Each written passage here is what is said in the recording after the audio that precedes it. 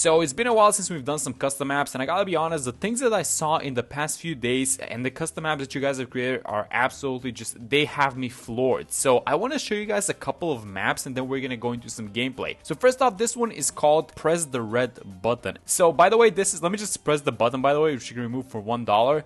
And bam, look at this. How do you make this thing happen? Oh my god. The first time I pressed the button, I was like, wait, what's gonna happen? And then look at this thing. Guys, how do you even make this thing happen? I have no idea, but I think that this is possible thanks to some new changes. This is just amazing. And honestly, you can just keep pressing the button. You can press it 10 times. I don't think it changes anything, just the location of the button changes. And because it keeps changing location once you press it 10 times, so you guys can see here, this is the 10th time that I'm gonna press it. Look at what happens. I have no idea how you make this thing, and it's like, you win. Please like if you enjoyed. And yeah, that's just one of the maps I want to show you guys. Now this is map number 2, and this one is actually difficult, and I know this because I've tried it. But something cool about this map is that it also contains a removable object, and this is right here in the middle. So this is like a supernova. It's a star that's exploding, and you cannot place any towers in the middle, but you kind of can have some towers right here on the sides. But then if you remove this thing, look at what happens. This is...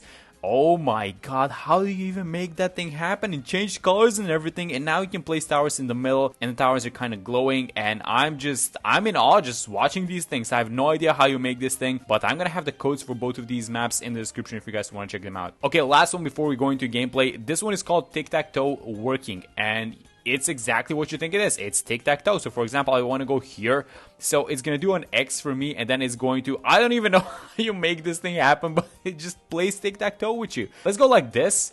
And is it gonna, no, it didn't block me, but it's trying to do the thing. So I'm gonna win actually if you go like this, and it just keeps placing these circles. Oh, wait a minute. Okay, so let's go from right, and then let's do one.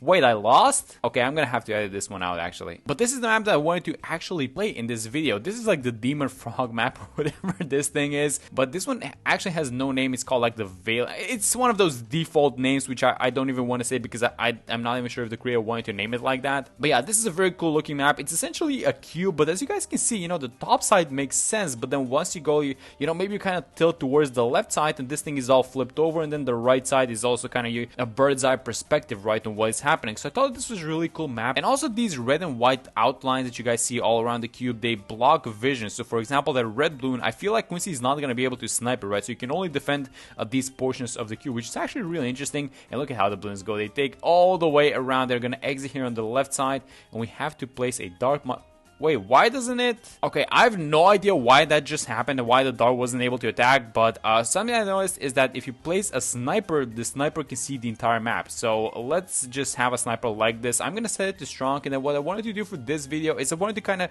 check out the balance change, which it's not like the most significant balance change, and that's what I'm kind of doing, you know, more of a custom map video, but we're gonna check it out anyways. And that is the level 18 and the level 20 Quincy change, where the Storm of Arrows got some extra damages. So I really love the description of this thing actually in the patch notes. They wrote something like Quincy's level 10 ability was like dropping wet noodles onto the balloons, and we didn't like that. so we're just gonna give him some extra damage. I thought it was really funny actually. They phrased it like that. Okay, I'm gonna need this sniper to get rid of all of these balloons, and if we do, we have the level 3. Yes, there we go. So we have the level 3 Quincy ability, which I was saving on purpose for round 15, and we're gonna have the money for the heli straight up on this round. So I'm actually gonna use the level 3 a little bit earlier just so we can get the heli going, and we should be able to defend. I feel like just because this is like a one-track map, it shouldn't be too difficult, especially for like a heli, right? And we're just gonna set it on pursuit, and it's gonna chase the balloons by itself. We're gonna buff it up as usual, and yeah, let's see how we can make this thing work. So what do we want to do for lead popping power? I feel like we get an alchemist. The alchemist is gonna go like this, and I really want to make sure the alchemist only buffs the heli and nothing else. So let's go like this. I'm gonna have it as a 220, by the way, because it gives a little bit of extended duration on the AMD. It's 12 shots instead of 10. And then if I'm correct, we should have enough space right here where my mouse is to have a village, and the village should be able to affect all of these guys like Quincy and the sniper, as well as the heli. So let me just check. Yes, look at this. We got the placement down. Let's go. Okay, so still not that much lead popping power actually. The alchemist helps out a little bit. Quincy's exploding arrow helps a little bit, and then the AMD. I feel like this is just gonna be enough for, I guess, these next rounds. Oh, actually, do I have this thing? Oh my god, we have no camo. Wait a minute, I think Quincy can see. You guys see this small space?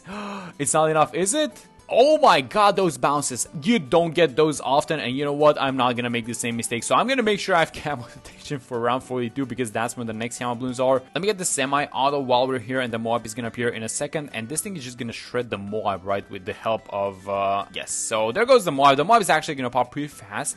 And so now let's not make the same mistake. Let's actually get some camo detection. Let me buy the radar scanner finally. And some actually interesting developments in Bloons TD6 land, if you can call it like that. But I think BT6 is officially coming to PlayStation pretty soon. I feel like I just bought the Jungle's Village, by the way, for a little bit extra attack speed. But for you guys that are on consoles, you can expect BT6 to come for your PlayStation actually pretty soon. I think it's out on Xbox, by the way. But yeah, PS users as well get it pretty soon. So it's been a few days since the Mr. Beast promotion. I wanted to ask you guys, how do you feel about it? Like, do you think that, are you guys seeing some new people? Are you one of the new people that just came from Mr. Beast and from the video? How are you enjoying BT6? I think the promotion was somewhat of a success, actually. It's an amazing game. I mean, you cannot go wrong.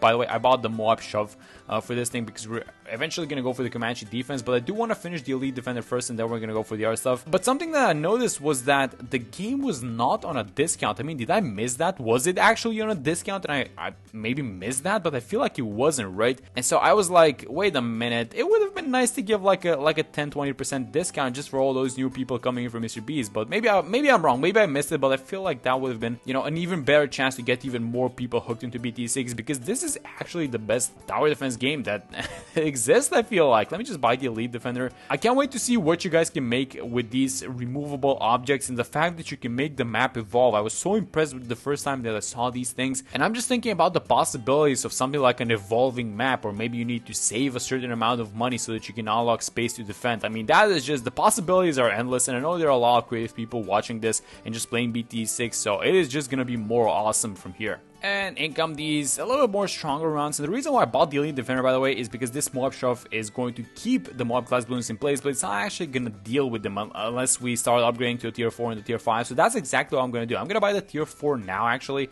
and I'm going to buy the Alchemist as the 420. So this heli is going to hit hard, and then eventually, if we move it past, 25-50% of the track, then we're going to get some new mini Comanches incoming. And I feel like this should be more than enough round. Oh, wait a minute, this is 63. Okay, so I was about to say this should be enough for 63, and I feel like it is, right? We got 2 helis to proc, and this is gonna be the last wave. We do have the Quincy abilities, but I'm not gonna use them because I do feel like, yeah, this is gonna be more than enough. That's amazing. Alright, so that's actually be smart for the next 3 rounds, because we're going to need to use Quincy's abilities to get through these ones, because I'm trying to save up 37.8k for the Comanche Commander, and I don't want to be spending money on anything else. So far we have 1 heli that got called in. We're going to get the second one now, and I really hope that these guys, yeah, they're going to deal with these ones, and I'm actually going to use the level 3 ability because I don't want to proc the 4th one. We're going to use the level 10 ability actually for 76, and this is why Quincy is actually a nice hero. I mean, come on, guys. And look at this, we're getting closer to level 18 and level 20 eventually, when the Storm of Arrows damage is going to get increased to ceramics. And hold on, wait a minute, maybe I shouldn't have used the level 3 ability, because now Quincy cannot attack because of this map. The sniper can, but these 3 Comanches, oh yeah, they're just going to clean up. That's amazing. Alright, getting really close, and there we have it. We have the money for the Comanche Camaro, so I'm just gonna buy it. I know it's around 79. We get it pretty early, which means that during the next 20 rounds, we're gonna have a lot of free money to do whatever we want. And I actually wanted to use this money to buy some support towers rather than more DPS, because I do still want to play around the Comanche Camaro, but we're gonna be using some stuff like probably some ice towers. Honestly, we need the MIB, so I might as well buy it now because of DDTs. And I also want to buy a bunch of boomerangs, actually, so let's get it going with the boomers. Let's start buying them like this. This is, by the way, the best late game combo that you can do. If you buy yourself like 2 204 boomerangs and 1 relentless glue, these guys are just gonna hold Bloons in place forever. And keep in mind, we have the Moab Shove going, which is, it's actually probably not that helpful nowadays because we have a bunch of Bloons incoming. But come on, guys, this is just the perfect stalling strategy right here, these 3 guys. And you know what, I'm noticing some space right here, and I think this is gonna be the perfect spot. It's in the range of the village, so I'm actually gonna buy it. Let's try and save up money for the super barrel, which is gonna increase the damage that these guys do. This is an amazing combo, by the way, with the Comanche Camaro, like in general as a whole tower. So let's just try and get the super barrel before we end this game, and just take a look at how these Bloons are just not getting past, I guess, at the point where this ice tower is. Although I don't want to jinx it. Oh, that was the DTs, by the way. We can't even see these because they pop so fast. But yeah, the Comanche is not getting buffed. Actually, you can't even exactly buff it that much because it doesn't respond to like overclocks and stuff like that. Only the main heli gets buffed, right? So these small ones don't. But look at this thing. We are holding these Bloons basically around. I would say they kind of make it past the ice tower, but they maybe make it to this corner, and that is about it. And that is thanks to the amazing stalling power that we have thanks to these 3 towers. So yeah, the most important towers, guys. You're going late game, you want to stall some Bloons, and you want to be safe about your late game runs. This is the trio essentially that you need. But yeah, this Comanche Chimera seems to be a very interesting tower. I mean, they've been buffing it a lot actually, and it is showing. It is definitely defending and doing a lot of damage by itself, and that's why they needed to kind of do a little bit of a price bump on it actually. So that's why we see a $3,000 increase. But let's see how the Comanche Chimera actually does versus round 95. We do have a lot of slows, a lot of stalls,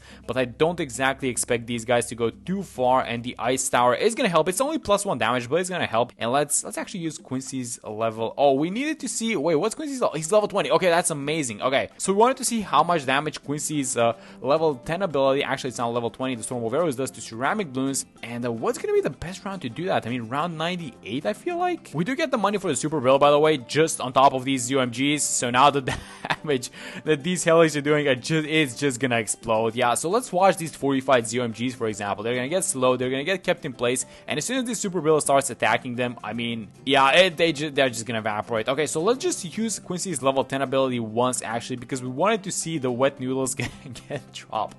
But I'm not sure if we're gonna see any ceramic Bloons. Oh my god, look at this thing. It's round 98, it's getting kept in place. I'm gonna use Quincy's level 3 ability actually, because it also combos nicely with the ice. And then let me just drop the wet noodles and let's see what it's gonna do. We dropped it on top of a bunch of mob class Bloons, so we didn't get to see it that time. But look at just round 98 just being kept in the corner by like 3 towers in total. Yeah, and there goes round 98, and we have 2 more rounds left to go. So what else do we have the money to buy anything? Like, do we need to buy anything? I feel like the bat, we cannot hold the bat in place, so maybe we can get either some extra damage honestly, or we just you know what, let's go the extra damage route. So let's go like this. I'm gonna buy a glue strike with $10,000 remaining, and I'm just gonna buy a glue strike, and I'm gonna amplify the damage that all our guys do. So let's just use the ability. Quincy's level 3, and this thing is gonna pop in a second, isn't it? Yep. Oh my god, look at Quincy go.